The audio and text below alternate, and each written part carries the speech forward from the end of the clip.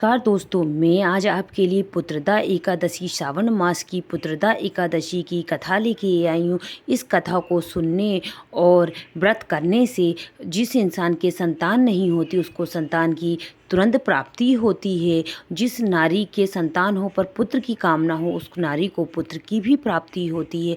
तो कथा को पूरी श्रद्धा के साथ सुनिएगा और कथा के लास्ट में मैं एक उपाय भी बताऊंगी पुत्रदा एकादशी से, जिससे कि आपको पुत्र की या संतान की प्राप्ति अवश्य ही होगी। चलिए कथा स्टार्ट करते हैं कि महाराज युधिष्ठिर ने भगवान कृष्ण से पूछा था कि भगवान, श्रावण मास की पुत्रदा एकादशी का क्या महत्व है और इस दिन किसकी पूजा की जाती है और ये व्रत क्यों किया जाता है।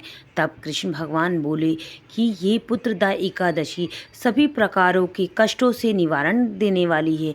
ये व्रत राज है। अगर कोई भी इंसान पुत्रदा एकादशी रखता है, जिसकी कोई संतान नहीं है, जिसके कोई पुत्र नहीं है या किसी कारणवश वो परेशान है या उसे कोई समस्या है, तो वो अगर ये व्रत पति पत्नी दोनों रखते हैं तो उनको संतान तुरंत ही प्राप्त होती है। और एक सहयोग संतान प्राप्ति करने के लिए भी हम पुत्रदा एकादशी का व्रत करते हैं। और इस दिन भगवान विष्णु नारायण की पूजा होती है, जो कि सभी कलाओं से युक्त हैं और सभी प्रकार के सुख देने वाले हैं। और इस दिन भगवान विष्णु जी की पूजा करनी चाहिए। चलो मैं आगे बताती हूँ कि किसने इस व्रत को किया था और उस व्रत के करने से उन्हें क्या फल मिला था।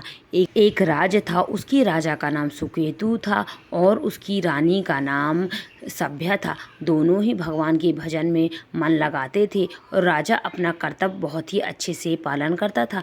पर राजा को एक चिंता दिन रात खाई जाती थी, क्योंकि राजा की कोई संतान नहीं थी।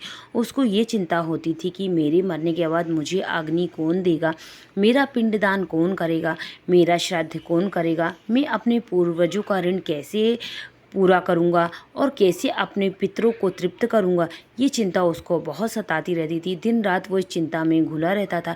एक दिन वो इतना ज़्यादा चिंता में खो गए कि उन्होंने हत्या करने की सोची। पर उन्होंने फिर सोचा कि अगर आत्महत्या तो कायर लोग करते हैं, मैं कायर नहीं हूँ और आत्महत्या करना एक बहुत बड़ा पाप है, मैं आत्महत्या कैसे कर सकता हूँ। वो ऐसा सोच कर वन को और चल दिए। वन में देखा उन्होंने हिरण को और हिरण की मादा को और उसके बच्चे को, और वहीं पर उन्होंने कुछ दूर जाके देखा हाथी और हाथी के बच्चे को, मादा को, और इन सब के पूरे परिवार को देखकर राजन ने सोचा कि मैं तो इतना अच्छे काम करता हूँ, यज्ञ करता हूँ, पंडितों को दान देता हूँ, भगवान की पूजा में मन लगाता हूँ, पर भगवान ने मुझे संतान सुख क्यों नहीं दिया है। हर प्राणी की संतान है, सबको संतान सुख दिया, पर मुझे प्राणी संतान सुख क्यों नहीं दिया भगवान ने। ऐसा सोचकर बड़ा ही दुखी हुआ। फिर आधा दिन इसी तरह उनका व्यतीत हो गया। फिर उन्हें भूख प्यास काफ़ी व्याकुल करने लगी राजा को। तो राजा ने एक सरोवर देखा। सरोवर के पास उन्होंने देखा कि बहुत बतखें हैं और कमल के फूल खिले हुए हैं। पास में ही एक कुटिया बनी हुई है, एक साधु संत का आश्रम है, और वो उस आश्रम को देखकर राजा वहीं पर रुके और आश्रम के अंदर गए। और वहाँ उन्होंने ऋषिगण को देखा और ऋषिगण को हाथ जोड़कर प्रणाम किया और उनको पूछा कि आप यहाँ पर कैसे हैं। तो ऋषिगण ने उन्होंने बताया कि हम यहाँ पर सरोवर में स्नान करने आए हैं और 5 दिन बाद पुत्रदा एकादशी है, तो उसका यहाँ पर हम व्रत करेंगे।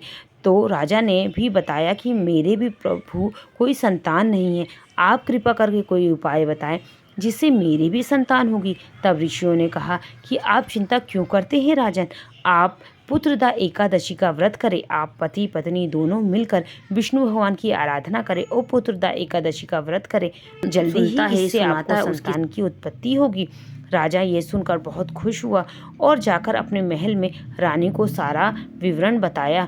और राजा और रानी ने दोनों ने मिलकर भगवान विष्णु की पूजा की, पुत्रदा एकादशी का व्रत किया, और जिसके फलस्वरूप उन्हें जल्दी ही पुत्र की प्राप्ति हुई और रानी ने एक सुंदर सा पुत्र को जन्म दिया। पुत्र बहुत ही गुणी था और जल्द ही उसने पूरे राज्य को संभाल लिया। फिर कृष्ण भगवान बोले कि इस तरह कहानी समाप्त होती है और इस कहानी को जो सुनता है और पढ़ता है उसके सारे मनोरथ भगवान जल्दी ही पूर्ण करते हैं। तो सभी को इस कहानी को पूर्ण रूप से सुनना चाहिए और श्रद्धा से स्मरण करना चाहिए। और जो नारी और जो मनुष्य इस व्रत को रखता है उसकी जन्म जन्मांतर के सारे पाप नष्ट हो जाते हैं। चलिए अब मैं आप आपको एकादशी का उपाय बताती हूँ, जिससे कि आपको जल्द ही पुत्र की प्राप्ति होगी। तो आप एक नारियल यानी श्रीफल लीजिए। श्रीफल अपने आप में ही पूर्ण होता है। अगर आप इस उपाय को करते हैं तो आपको जल्दी ही पुत्र की प्राप्ति होती है। ये पुत्रदा एकादशी के दिन ही उपाय किया जाता है। नारियल को लेकर आपको पीले रंग के या लाल रंग के किसी भी एक वस्त्र में नारियल को लपेट कर अपनी मनोकामना बोलकर भोलेनाथ के ऊपर चढ़ाए आना है। ये जाके भोलेनाथ के मंदिर में जाके करना है और अपनी मनोकामना बोलकर उस नारियल को भोलेनाथ को चढ़ा के और एक दिया लगा के और आपको वापस चले आना है। ऐसा करने से आप जो भी मनोकामना मांग रहे हैं, पुत्र की, संतान की या कोई और मनोकामना, वो आपकी शीघ्र ही पूर्ण हो जाएगी। जय लक्ष्मी नारायण की जय। पुत्रदा एकादशी की।